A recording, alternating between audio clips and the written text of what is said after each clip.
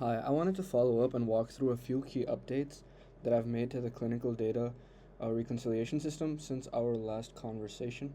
So, I've improved the data ingestion pipeline by supporting two flexible JSON workflows.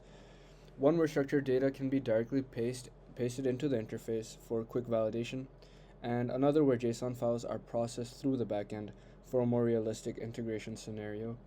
So, the first one that we have this sample input JSON file.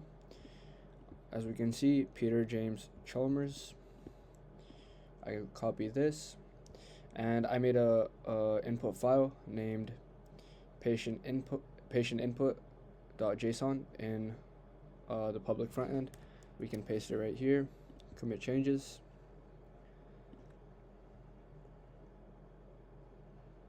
Will take a minute to load. And then on the actual website, so we have demo right here. Right now it's on Jane Doe. Now if we reload the website, it says custom patient case is loaded and the new patient is Peter James Chalmers. There was no medication. This patient had no medication prescribed to him or any allergies or anything. So if we run reconciliation, there's not a high confidence score because there's nothing to base it on. There's no source of liability. That's why it's given a low confidence score. And if we validate it, it's an 87 overall. There's no dose. There's no allergies.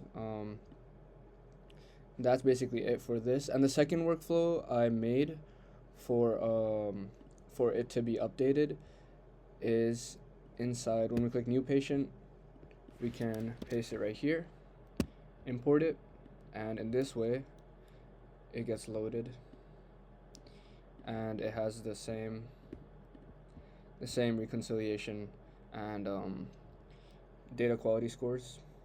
Now, I didn't get a chance to showcase the OCR because I didn't have a medicine tablet with the barcode on it, but I've made it so that you can import any file from the internet of any medicine.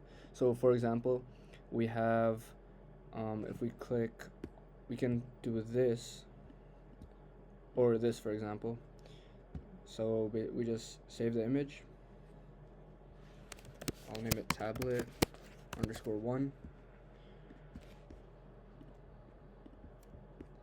Go on the reconciliation engine, tablet_1 or 2. We can paste it right here. Click it.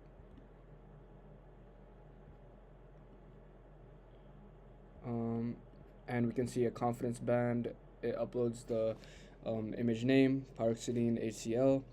And to add the new patient, we would actually have to include all of these, all this information. And regarding a model choice, I initially used OpenAI API because I've had prior experience with it and I could move quickly for this take-home project using that. But I've since looked more deliberately at alternatives like Claude or Google Gemini, especially in context requiring structured outputs, consistency, and safety considerations relevant to healthcare workflows. And I'd say overall, these updates would make the system more flexible and more grounded in like real world data intake. So I'd be happy to walk through any part of this in more detail. But thanks again for your time.